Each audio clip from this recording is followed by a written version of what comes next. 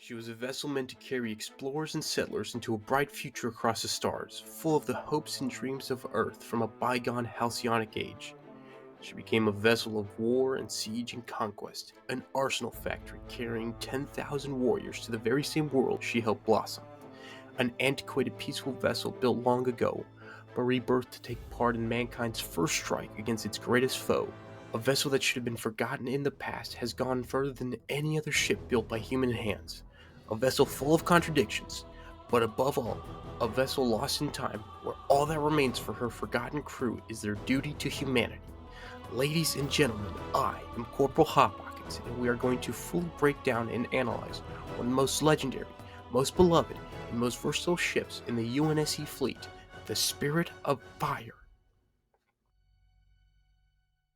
Originally built in 2473 at the tail end of the second wave of mass colonization, the Spirit of Fire would spend the next 47 years aiding in colonial developments under 6 captains. By 2520, the influx of new colonies had decreased and the insurrection sentiment had increased to such a degree that the aging and idle Spirit of Fire was commissioned into the UNSC Navy and refitted to make her into a proper warship. Her qualities as a former colony ship, such as an industrial capacity and massive storage capability, coupled with her lack of expensive capital ship weapons not needed for an occupation and policing role, gave the Spirit her new niche. She was meant to be a mobile factory on the front lines of the insurrection, but would quickly be redirected to Harvest, where she desperately attempted to stop mankind's greatest foe.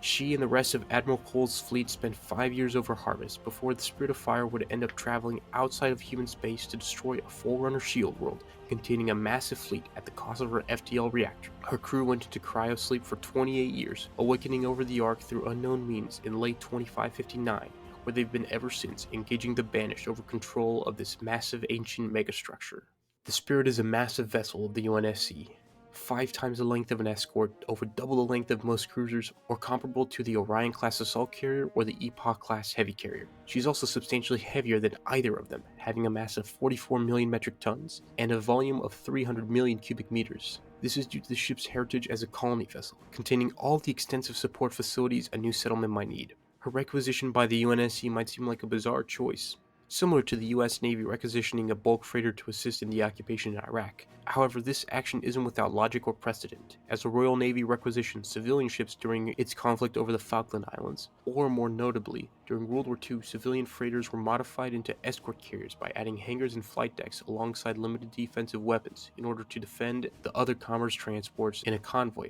oftentimes still carrying cargo themselves. The rationale for the Spirit of Fire was to use her as a staging platform for large numbers of aircraft and marine forces and to support a ground invasion or large occupation, with her sizable internal industrial capability, most notably a robotic factory measuring roughly 900 meters long, 160 meters wide, and 120 meters tall, capable of producing nearly any war gear from raw minerals and large stocks of critical parts. But to turn the Spirit of Fire into a proper warship, she would need a sizable weapons arsenal too. Whatever anti-piracy defensive weapons the Spirit of Fire possessed as a colony ship were blown out of the water by her upgrades. Her main weaponry was a battery of 3 light Max that fired 300-ton projectiles out of a barrel of an estimated length of 300 meters based off of her physical profile, making them corvette or frigate grade, which could also fire EMP rounds as well. Her secondary weaponry was 10 naval coil gun batteries, with 4 guns per battery, with a rapid rate of fire and the ability to retract into the hull when not used for protection. These coil guns could also be used to fire on ground targets in support of planetside troops. For missiles, the ship carried 24 Archer missile pods, with 20 to 40 missiles per pod, but with a massive reserve on board the ship as well as the ability to build more in the war factory. There's a bit of ambiguity about the warheads, as these Archers have a relatively weak explosive capacity when used for ground strikes compared to what is expected of anti-capital ship missiles. This could be because of a different warhead use, as ground targets are very different from capital ships, or due to being an older generation of missiles not fully optimized for fighting the Covenant like the Archer missiles of 2552, but this is all speculation. And lastly, the Spirit of Fire has 40 Rampart point defense guns. Strangely, she doesn't have any nuclear weapons listed, likely because of her support role in the fleet rather than a frontline combat role, and tactical nukes being deemed a risk to her own troops, even with the UNSC's very clean Furies and Havocs. As part of her new role as an invasion support vessel, the Spirit of Fire had a massive complement of atmospheric and exoatmospheric combat and logistics aircraft, split between a naval and marine contingent based off their roles. The naval contingent would handle most of the heavy-duty space-to-surface transportation, including 56 darters, small light-capacity dropships delivering supplies to firebases, used to transport troops and supplies into the rearward areas, condors, likely without their FDL drives, used as supersized pelicans for even bigger loads, 6 albatrosses, used for carrying larger vehicles and up to 50 troops in one go, and 10 herons, massive vessels used to deploy the largest prefab base components groundside. All of these give the Spirit of Fire an immense spacelift capacity, making full use of her storage and industry without any supply chain bottlenecks. The Marine contingent handles in-atmosphere combat or light transportation for the deployed troops, using the Hornet for light attack, recon and transport, the Vulture for heavy close air support thanks to its robust frame and many weapons, the Sparrowhawk used for tank busting, and the Condor gunship used for heavy air support, being modified to carry a large array of laser weapons and a mass driver, essentially a micromag, thanks to its massive frame and large power source. For long-range bombing, the short sword in-atmosphere bomber is used, being able to take off of primitive airports thanks to its VTOL capacity. Lastly, for heavier transports, the Marine use their own Pelicans when in combat, and use Nightingales for light transport and medevac. For more details and context on the UNSC's aircraft and the difference between naval and marine air units, check out my video in the upper right corner. As for the ground troops, the sources list 3,500 crewmen, 6,000 Marines, 2,000 Army soldiers, and 1,000 ODSTs, alongside numerous vehicles. This, however, doesn't clarify how they are used or subdivided, or what types of units are present. Fortunately, I'm here to clear that up. The purpose and size of the ground force present most closely represents a modern-day U.S. Marine Expeditionary Brigade, which is about 10 to 15,000 Marines and sailors, depending on the exact loadout, and split into a ground element, aviation element, logistics element, and command element. The ground element is built around the 45th Marine Regiment, made up of 3 infantry battalions and 1 to 2 shock battalions, making up most of the infantry we see, plus the other combat support units, taking up about 3 to 4,000 Marines and 1,000 ODSTs, containing most of the vehicles Marines normally operate, such as the several Warthog variants for general utility and light combat, Jackrabbits for recon, Scorpion tanks as mobile protected firepower, see my video on that, Macedon APCs,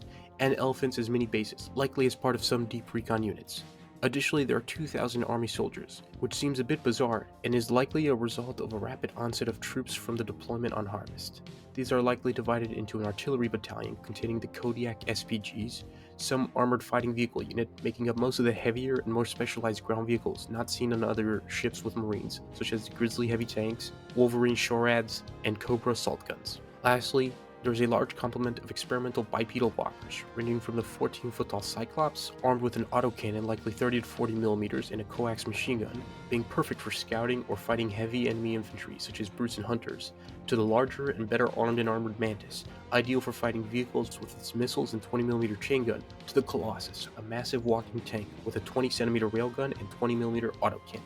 The aviation element of the Marine Expeditionary Brigade would only include the Marine contingent of aircraft outlined previously, with the naval contingent considered to belong to the ship rather than the ground unit. The number of Marines that would belong to the aviation element would likely be 2,000 based off the numbers shown, and they would likely operate approximately 60 to 80 Hornets, 20 to 40 Sparrowhawks, 30 to 40 Nightingales, 30 to 40 Pelicans, and 20 Vultures. The logistical element is likely made up of several hundred soldiers, sailors, and Marines, and would make up the logistical support of the deployed forces. The command element is likely made up of a couple hundred Marines and sailors, and would direct operations for the entire deployed force. These are all rough estimations based off of my knowledge of both the UNSC and USMC, and it is possible that they can be very far off, but hopefully these can be used to better clarify how the listed numbers of troops and vehicles are actually employed in a more logical way. And across the major eras the Spirit was in, some old vehicles disappeared, such as the Cobra, Gremlin, and Sparrowhawk, while others appeared, such as the combat mechs, Condors, and Kodiaks, which seems impossible due to the ship's self-contained nature, but could have been due to the robotic factory recycling and creating vehicles under the AI Serena's directive while the ship was drifting, decommissioning units that may have been deemed ineffective or retiring them if they suffered severe attrition. The new vehicles were made upon the detection of new patterns when arriving at the Ark, or while in transit, like the modifications of the Cyclops and Scorpion platforms. The role of the Spirit of Fire in the UNSC, brief as it was as a staging base for a large Marine force, and a mobile factory to keep them well supplied during a prolonged campaign. Its own weapons were mediocre by capital ship standards, and were primarily for immediate self-defense or assisting ground troops. She carried vast squadrons of aircraft, but virtually all were meant for in-atmosphere combat or transportation of resources, both to support the deployed troops rather than to fight off other capital ships. This unique role fits well in the broader UNSC. While most naval ships can carry large amounts of troops and material to support them, having dedicated troop ships frees up the combat vessels of the fleet to freely engage enemy vessels without risking their own troops and weapons for ground invasion. And while the UNSC does have dedicated assault ships, such as the Orion class, few ships have the sheer carrying and industrial capacity of the Spirit of Fire, making her perfect for a support vessel in a large fleet and complementing the other UNSC carriers and assault ships rather than competing with them. The Orion can use her great offensive firepower as part of the first wave of a world, providing starside while deploying troops to seize critical infrastructure, and once the defenses have been reduced enough to not require the heavy space presence, the Spirit of Fire can move in and finish the siege while the Orion moves on to the next world. It is unknown if Navcom ever retrofitted more Phoenix-class colony ships into what the Spirit of Fire became, but given the post-war situation in which humanity needs to grow and expand into other worlds by force in order to survive, maybe more of the Spirit's sister ships will be reborn in the same way she was. And given that the Infinity was first envisioned as a colony ship, it is likely her very concept was inspired by the success and determination of the Spirit of Fire and her crew, ready to fight anyone, any century, any galaxy. Thank you so much for watching, and remember to hit the big red button to eradicate all the Xenos, and hit the Liberty Bell to replace them with America. Just as the Founding Fathers intended. If you like this more in-depth military-centric view of Halo, check out my playlist on it. And if you have any ideas for what you want me to cover next, please comment down below. This has been Corporal Hot Pocket showing you what the ladies like, one lesson at a time. And remember to keep riding forward onto dawn, Spartans.